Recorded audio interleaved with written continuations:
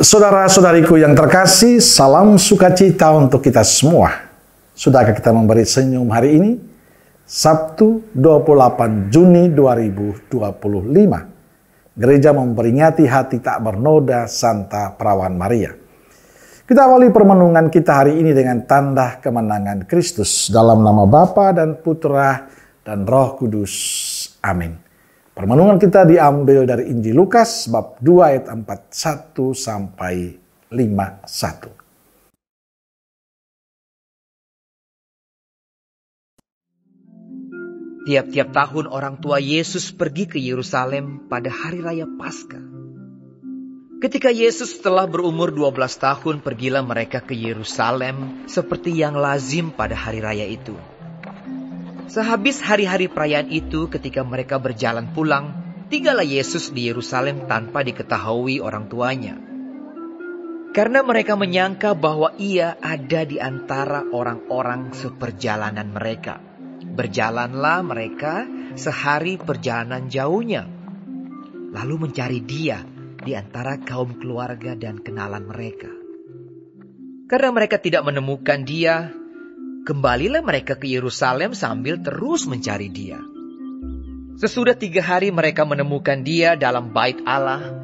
Ia sedang duduk di tengah-tengah alim ulama sambil mendengarkan mereka dan mengajukan pertanyaan-pertanyaan kepada mereka. Dan semua orang yang mendengar dia sangat heran akan kecerdasannya dan segala jawab yang diberikannya. Dan ketika orang tuanya melihat dia, tercenganglah mereka. Lalu kata ibunya kepadanya, "Nak, mengapakah engkau berbuat demikian terhadap kami? Bapamu dan aku dengan cemas mencari engkau." Jawabnya kepada mereka, "Mengapa kamu mencari aku? Tidakkah kamu tahu bahwa aku harus berada di dalam rumah Bapakku?" Tetapi mereka tidak mengerti apa yang dikatakannya kepada mereka. Lalu ia pulang bersama-sama mereka ke Nazaret, dan ia tetap hidup dalam asuhan mereka. Dan ibunya menyimpan semua perkara itu di dalam hatinya. Saudara-saudariku yang terkasih, peringatan hati tersuci Santa Perawan Maria dirayakan hari Sabtu setelah hari raya hati Yesus yang Maha Kudus. Perayaan ini mau menegaskan kesucian hati Perawan Maria. Kesucian hati Perawan Maria nampak dalam sikap hidupnya di hadapan Allah. Maria pribadi yang jujur, tulus. Ia dipilih Allah untuk menjadi ibunda Yesus. Ia selalu menempatkan Allah menjadi prioritas pertama dalam hidupnya. Saudaraku terkasih, bacaan Injil pada peringatan hati tersuci Santa Perawan Maria diambil dari Injil Lukas tentang Yesus berumur 12 tahun dalam bait Allah. Ketika Yesus berumur 12 tahun, pergilah mereka ke Yerusalem. Sehabis perayaan mereka pulang dan Yesus tinggal di Yerusalem tanpa diketahui orang tuanya. Mereka lalu kembali ke Yerusalem mencari Yesus. Mereka menemukan Yesus yang duduk di antara alim ulama sambil mendengarkan mereka dan mengajukan pertanyaan-pertanyaan kepada mereka. Semua orang mendengar dia dan sangat heran akan kecerdasannya dan segala jawab yang diberikannya. Ketika ibunya mengatakan, "Nak, mengapakah engkau berbuat demikian terhadap kami? Bapamu dan aku telah cemas mencari engkau." Jawabnya kepada mereka, "Mengapa kamu mencari aku? Tidakkah kamu tahu bahwa aku harus berada dalam rumah Bapakku?" Jawaban Yesus kepada orang tuanya yang sudah 3 hari mencarinya, menurut saya sangat aneh, tentu mengecewakan. Bagi kita, anak ini mungkin dianggap tidak sopan. Tapi menariknya hal itu tidak menjadi bahan pertengkaran di antara keluarganya. Tidak membuat Maria dan Yosef marah. Tapi ibunya menyimpan semua perkara itu dalam hatinya.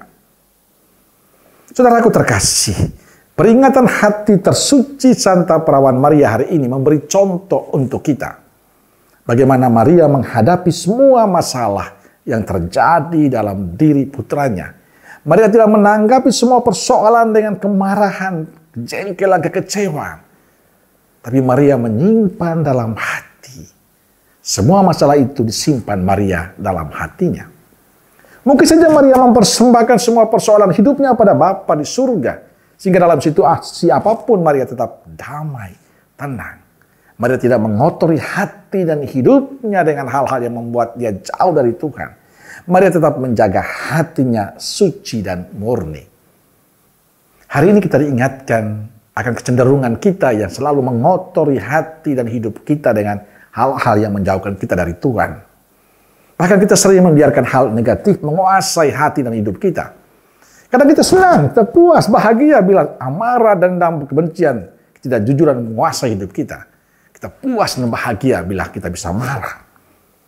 Maria memberi teladan pada kita agar hati dan hidup kita jangan dikotori dengan hal-hal yang menjauhkan kita dari Tuhan.